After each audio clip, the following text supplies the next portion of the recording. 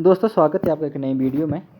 और इस वीडियो में दोस्तों हम छायावाद के समानांतर जो काव्य धाराएं चली थी दोस्तों उस पर हम बात करेंगे। राष्ट्रीय सांस्कृतिक काव्य धारा और व्यक्ति काव्य धारा या प्रेम और मस्ती का काव्य भी जिसे कहते हैं उन पे बात करेंगे।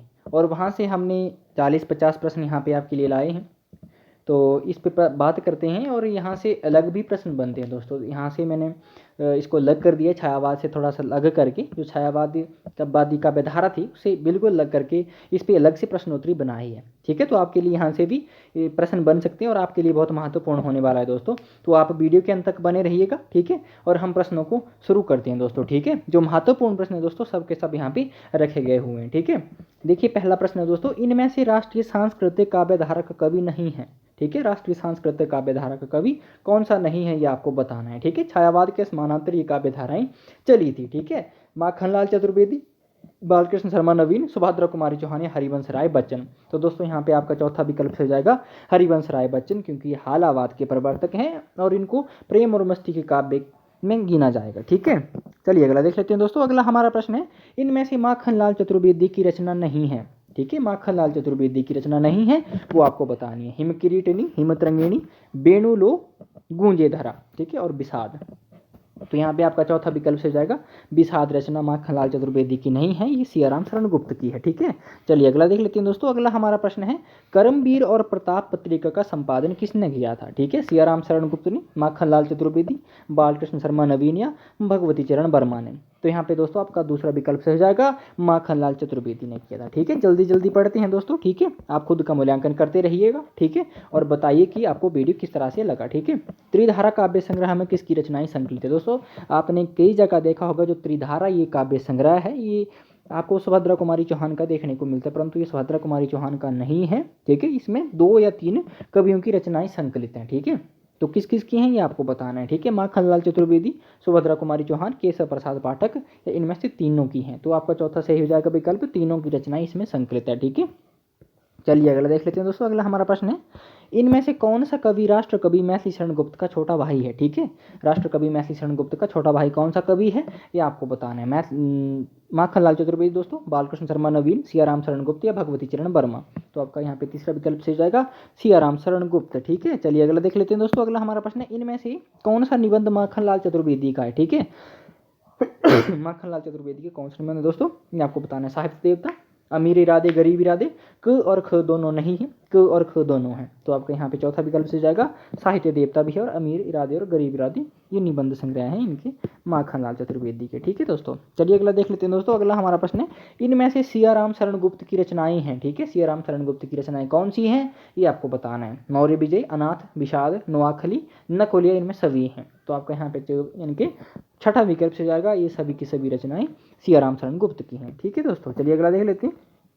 अगला हमारा प्रश्न है दोस्तों, इनमें से सियाराम शरण गुप्त का उपन्यास नहीं है। ठीक है, एक उपन्यास इनमें से नहीं होगा, ये आपको बताना है। गोद, ठीक है, अंतिम आकांक्षा, नारी और चॉकलेट। तो यहाँ पे चौथा विकल्प आपका सही हो जाएगा चॉकलेट। ये उपन्यास पांडे बेचन शर्मा उग्र का है दोस्तों। ठीक है, और ये 3 ही उपन्यास हैं सियाराम शरण गुप्त के। ठीक है, यहाँ से प्रश्न बन सकता है तो आपको ध्यान देना है दोस्तों। यहाँ से पंक्तियों से प्रश्न बना है, रक्त है या नसों में क्षुद्र पानी, जांच कर तू शीश देकर जवानी। पंक्तियाँ किसकी हैं आपको बताना है। माखनलाल चतुर्वेदी, सियाराम शरण गुप्त, ठीक है, बालकृष्ण शर्मा नवीन और सुभद्रा कुमारी चौहान। तो आपके यहाँ पे विकल्प पहला सही जाएगा माखनलाल चतुर्वेदी की पंक्तियाँ दोस्तों। ठीक है, अगला देखिए। अगला हमारा प्रश्न है, इनमें से बालकृष्ण शर्मा नवीन की रचनाएं नहीं है। ठीक है, बालकृष्ण शर्मा की नवीन की कौन सी रचना नहीं है ये आपको बताना है। कुमकुम, अपलक, ठीक है, रश्मि रेखा, कवासी, इनमें सभी हैं। तो आपका यहाँ पे 5वां विकल्प से जाएगा क्योंकि ये सभी की सब रचनाएं बालकृष्ण शर्मा नवीन के। दोस्तों यहाँ पे आपको कुछ जानकारी भी देने की कोशिश की गई है। रचनाएं यहाँ पे 7-8 भी आपको विकल्प में देखने को मिल जाएंगी।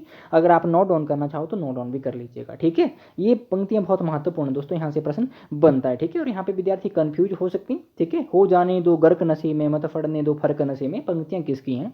ठीक है, माखनलाल चतुर्वेदी, बालकृष्ण शर्मा नवीन, हरिवंश राय बच्चन या भगवती चरण वर्मा। तो यहाँ पे आपका दूसरा विकल्प हो जाएगा बालकृष्ण शर्मा नवीन की ये पंक्तियां दोस्तों। यहाँ पे कई विद्यार्थी हरिवंश राय बच्चन को भी कर सकते थे। ठीक है, क्योंकि पंक्तियां कुछ उस तरह की हैं। ठीक है, चलिए अगला देख लेते हैं दोस्तों। अगला हमारा प्रश्न है, कोटि कोटि कंठों से निकली आज यही स्वरधारा है, भारतवर्ष हमारा है, हिंदुस्तान हमारा है। उक्त पंक्तियाँ किसकी है?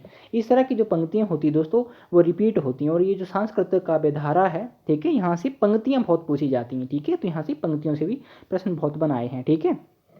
चलिए विकल्प आपको देता हूँ, माखनलाल चतुर्वेदी दोस्तों, सुभद्रा कुमारी चौहान, बालकृष्ण शर्मा नवीन या भगवती चरण वर्मा। तो आपका यहाँ पे तीसरा विकल्प से जाएगा बालकृष्ण नवीन की ये पंक्तियाँ, ठीक है। चलिए अगला देख लेते हैं, इनमें से सोहनलाल द्विवेदी की कौन सी रचनाएं हैं, ठीक है। सोहनलाल द्विवेदी की कौन सी रचनाएं हैं ये आपको बताना है। भैरवी, बासवादता, ठीक है, कुणार्य युगधारा, ठीक है। आपका यहाँ पे विकल्प जो ये 5वां है सही हो जाएगा दोस्तों, क्योंकि ये की सब रचनाएं सोहनलाल द्विवेदी के। युगधारा दोस्तों नागार्जुन की भी रचनाएं, ठीक है। चलिए यहाँ ये भी ध्यान रखना है आपको, ठीक है। चलिए अगला देख लेते हैं दोस्तों। अगला हमारा प्रश्न है, जागो हिंदू मुगल मरहठे, ठीक है, जागो मेरे भारतवासी। पंक्तियाँ किसकी हैं दोस्तों? यहाँ से पूछा जा सकता है, तो पंक्तियाँ भी हमने लाई हैं। सोहनलाल द्विवेदी की हैं, ठीक है, बालकृष्ण शर्मा नवीन की, माखनलाल चतुर्वेदी की, सुभद्रा कुमारी चौहान की। तो आपका यहाँ पे विकल्प क्या सही जाएगा दोस्तों? पहला विकल्प सही जाएगा, सोहनलाल द्विवेदी की ये पंक्तियाँ, ठीक है। चलिए अगला देख लेते हैं दोस्तों। अगला हमारा प्रश्न है, हम अनिकेतन हम तो रमते राम, हमारा क्या घर क्या वतन। पंक्तियाँ किसकी हैं, ठीक है? सोहनलाल द्विवेदी की हैं, बालकृष्ण शर्मा नवीन की हैं, माखनलाल चतुर्वेदी या भगवती चरण वर्मा की हैं दोस्तों। तो आपका यहाँ पे क्या विकल्प से जाएगा?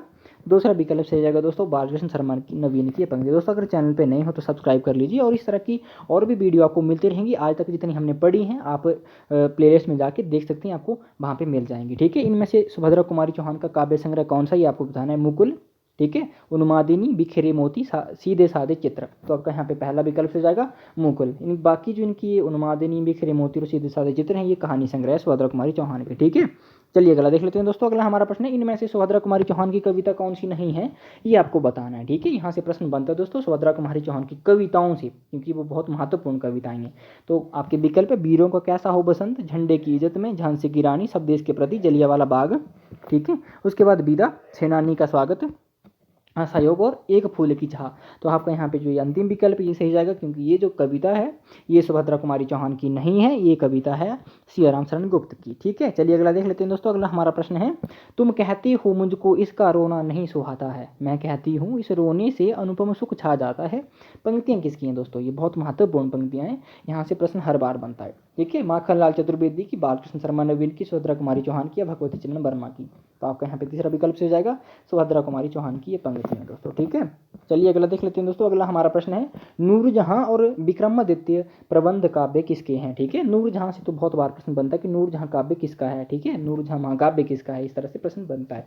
तो ये दोनों काव्य किसके आपको बताने, गुरु भक्त सिंह के, रामनरेश त्रिपाठी के, केदारनाथ मिश्र प्रभात किया, माखनलाल चतुर्वेदी को। तो यहाँ पे आपका विकल्प पहला सही हो जाएगा, गुरु भक्त सिंह के, ठीक है।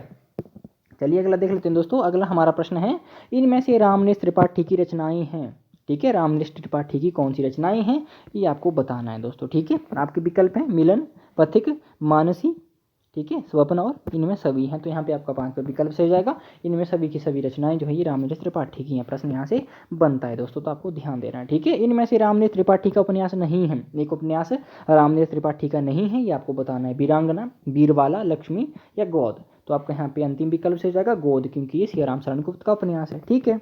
चलिए अगला देख लेते हैं दोस्तों। अगला हमारा प्रश्न है, 30 दिन मालवीय जी के साथ नामक संस्मरण किसका है, ठीक है। 30 दिन मालवीय जी के साथ आपके विकल्प है माखनलाल चतुर्वेदी, गया प्रसाद शुक्ल स्नेही, ठीक है, और उसके बाद है दोस्तों बालकृष्ण शर्मा नवीन, सियाराम शरण गुप्त, और आपका अंतिम विकल्प है रामनरेश त्रिपाठी, ठीक है। यहाँ पे लिखा नहीं है, ठीक है, रामनरेश त्रिपाठी। तो आपका यहाँ पे विकल्प ये अंतिम से जाएगा, रामनरेश त्रिपाठी का ये संस्मरण है, ठीक है, पूछा जा सकता है, बहुत बार पूछा भी गया है दोस्तों, ठीक है। अगला हमारा प्रश्न है दोस्तों, ये पंक्तियां हैं और बहुत महत्वपूर्ण पंक्तियां दोस्तों, ठीक है।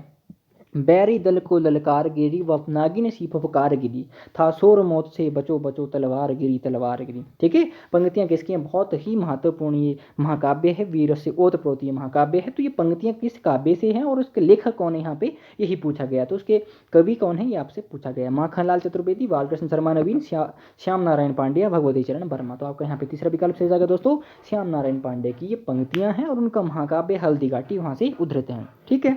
चलिए अगला देख लेते हैं दोस्तों।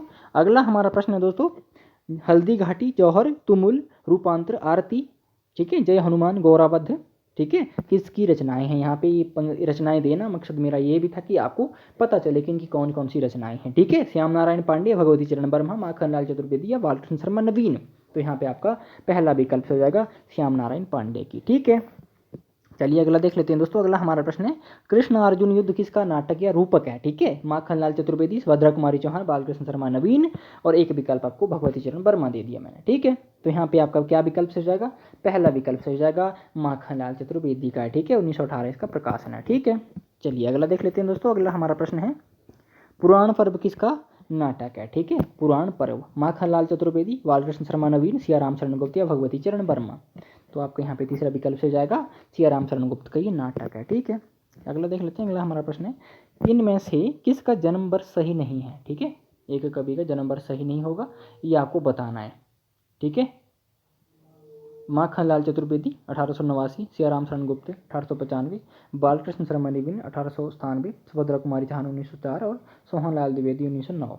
तो यहाँ पे आपका विकल्प अंतिम सही हो जाएगा, क्योंकि सोहनलाल द्विवेदी का जो जन्म है वो 1906 में होता है। ठीक है, बाकी सही है। अगला देख लेते हैं भूले बिसरे चित्र किसका उपन्यास है। ठीक है, भूले बिसरे चित्र हरिकृष्ण प्रेमी का है, हरिवंश राय बच्चन का है, या फिर भगवती चरण वर्मा का है, या जानकी वल्लभ शास्त्री का। तो आपके यहाँ पे विकल्प तीसरा सही हो जाएगा, भगवती चरण वर्मा का है। ठीक है, अगला देख लेते हैं। अगला हमारा प्रश्न है हालावाद का प्रवर्तक किसे माना जाता है। ठीक है, हालावाद का प्रवर्तक भगवती चरण वर्मा को, हरिवंश राय बच्चन को, हरिकृष्ण प्रेमी या नरेंद्र शर्मा। तो आपका यहाँ पे दूसरा विकल्प से हो जाएगा हरिवंश राय बच्चन। ठीक है, बहुत आसान से भी प्रश्न दोस्तों यहाँ पे कुछ। ठीक है, अगला प्रश्न है मानसलवाद का प्रवर्तक किसे माना जाता है। ठीक है, मानसलवाद का हरिवंश राय बच्चन को, रामेश्वर शुक्ल अंचल को, हरिकृष्ण प्रेमी को या भगवती चरण वर्मा को।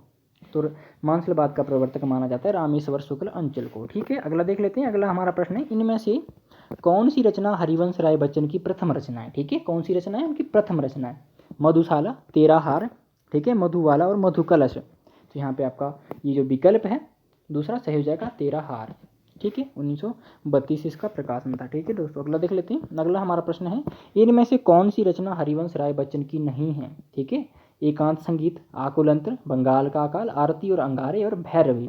तो यहाँ पे आपका चौथा विकल्प हो जाएगा भैरवी सोहनलाल द्विवेदी की रचना है। ठीक है, अगला देख लेते हैं। अगला हमारा प्रश्न है खादी के फूल रचना बच्चन को की किसको समर्पित है। ठीक है, यानी कि हरिवंश राय बच्चन जी की जो खादी की फूल रचना है ये किसको समर्पित है, ये आपको बताना है। मदन मोहन मालवीय को, सरदार पटेल को, ठीक है, महात्मा गांधी या जवाहरलाल नेहरू को। तो आपका यहाँ पे तीसरा विकल्प से जाएगा महात्मा गांधी को समर्पित है। ठीक है, ये पंक्तियाँ बहुत महत्वपूर्ण है दोस्तों और हर कहीं आपको उद्धृत मिलेंगी। ठीक है, जो बीत गई सो बात गई, मानो वह बेहद प्यारा था, प्रसिद्ध पंक्तियाँ किसकी हैं ये पूछी जा सकती हैं आपसे, तो आपको विशेष ध्यान देना है। ठीक है, भगवती चरण वर्मा की, हरिवंश राय बच्चन की, नरेंद्र शर्मा की या अंचल की। ठीक है, तो यहाँ पे आपका विकल्प दूसरा सही जाएगा हरिवंश राय बच्चन की। दोस्तों अगर चैनल पर नहीं हो तो सब्सक्राइब कर लीजिए, इस तरह की आपको और भी वीडियो मिलते रहेंगे। इनमें से भगवती चरण वर्मा की काव्य रचना नहीं है, ये आपको बताना है।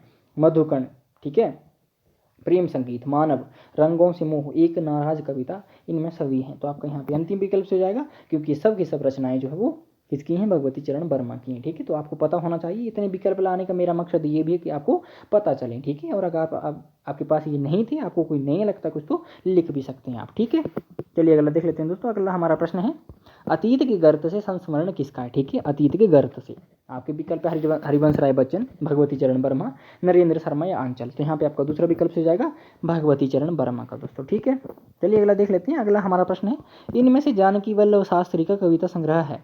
ठीक है, जानकी वल्लभ शास्त्री, ठीक है, काकली, ठीक है, रूप अरूप, गाथा, तीर तरंगिया, इनमें सभी हैं। तो आपका यहाँ पे अंतिम विकल्प से जाएगा इनमें सभी हैं। ठीक है, चलिए अगला देख लेते हैं दोस्तों। अगला हमारा प्रश्न है इनमें से हरिकृष्ण प्रेमी की काव्य रचना नहीं है। ठीक है, हरिकृष्ण प्रेमी की काव्य रचना नहीं है, ये आपको बताना है। आंखों में, जादूगरनी, अनंत के पथ पर, मेघ गीत और अग्निगान। ठीक है, तो आपका यहाँ पे ये अंतिम विकल्प हो जाएगा अग्निगान।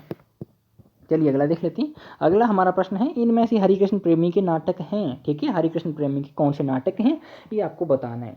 ठीक है, स्वर्ण विहान, रक्षाबंधन, सेवा साधना, प्रतिशोध, विषपान या इनमें सभी हैं। तो दोस्तों आपका यहाँ पे अंतिम विकल्प से जाएगा इनमें सभी जो ये नाटक हैं। ठीक है, ये हरिकृष्ण प्रेमी के हैं। ठीक है, अगला देख लेते हैं इनमें से रामेश्वर शुक्ल अंचल की रचनाएं हैं। ठीक है, मधुलिका, अपराजिता, किरणवेला, ठीक है, करील, लाल चूनर, बरसात के बादल, विराम चिन्ह और उसके बाद है ये सभी हैं। तो आपका यहाँ पे विकल्प अंतिम से हो जाएगा ये सभी की सभी रचनाएं किसकी हैं, रामेश्वर शुक्ल अंचल की हैं दोस्तों। ठीक है, अगला देख लेते हैं। इनमें से नरेंद्र शर्मा की रचनाएं हैं कर्णफूल, प्रभात फेरी, प्रवासी के गीत, प्लास 1, और उसके बाद दोस्तों मिट्टी के फूल, मनोकामिनी, हंसमाला, रक्तचंदन, अग्निशस्य, ये सभी हैं। तो आपका यहाँ पे विकल्प अंतिम सही हो जाएगा, क्योंकि ये सब की सब रचनाएं इनकी ही हैं। ठीक है दोस्तों, चलिए अगला देख लेते हैं। अगला हमारा प्रश्न है, इनमें से गोपाल सिंह नेपाली की रचनाएं हैं। ठीक है, गोपाल सिंह नेपाली की कौन सी रचनाएं हैं ये आपको बताना है। उमंग, पंछी, रागिनी, नवीन रिमझम, हमारी राष्ट्रवाणी, ठीक है, सभी हैं। तो आपका यहाँ पे अंतिम विकल्प हो जाएगा, ये सब की रचनाएं इनकी हैं। ठीक है, इनमें से आरसी प्रसाद सिंह की रचनाएं हैं। ठीक है, आरसी प्रसाद सिंह ये प्रगतिवादी कवि भी इनको माना जाता है। ठीक है, और व्यक्तिवादी का कवि भी इनको माना जाता है, यानी कि प्रेम और मस्ती का कवि भी इनको कहा जाता है। ठीक है, और छायावादी कवि भी इनको गिना जाता है। कलापी, संचयिता, जीवन और यौवन, पांचजन्य सभी हैं। तो आपका यहाँ पे विकल्प अंतिम से हो जाएगा, ये सभी हैं। ठीक है, अगला देख लेते हैं दोस्तों। अगला हमारा प्रश्न है, बुद्ध और नाच घर किसका काव्य संग्रह है। ठीक है, बुद्ध और नाच घर, भगवती चरण वर्मा, हरिवंश राय बच्चन, हरिकृष्ण प्रेमी, नरेंद्र शर्मा।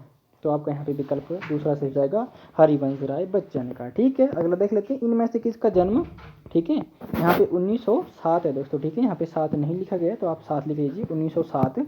ठीक है, और 2003। ठीक है, ये किसका जन्म और मृत्यु वर्ष है। ठीक है, भगवती चरण वर्मा, सुभद्रा कुमारी चौहान, हरिवंश राय बच्चन, हरिकृष्ण प्रेमी। तो यहाँ पे आपका विकल्प तीसरा सही हो जाएगा दोस्तों, हरिवंश राय बच्चन जी का है। ठीक है दोस्तों, यहाँ पे वीडियो खत्म होती है। ठीक है, और आज हमने देख ली ये आपके जो छायावाद की समानांतर काव्य धाराएं चली थी। ठीक है, राष्ट्रीय सांस्कृतिक काव्य धारा, प्रेम और मस्ती का काव्य था। ठीक है, इस तरह के जो काव्य धाराएं चली थी छायावाद के समानांतर। ठीक है, तो उन पे हमने अलग से एक वीडियो बना लिया दोस्तों। ठीक है, क्योंकि मैंने इसको छायावाद के अंदर इनको गिनना उचित नहीं समझा। ठीक है, क्योंकि इन पे अलग से प्रश्न बनते हैं, तो इनको अलग से ही पढ़ना हमारे लिए जरूरी है। ठीक है, तो मिलते हैं हम दूसरी किसी और वीडियो में, तब तक के लिए बहुत धन्यवाद दोस्तों। चैनल पर नहीं तो सब्सक्राइब कर लीजिए।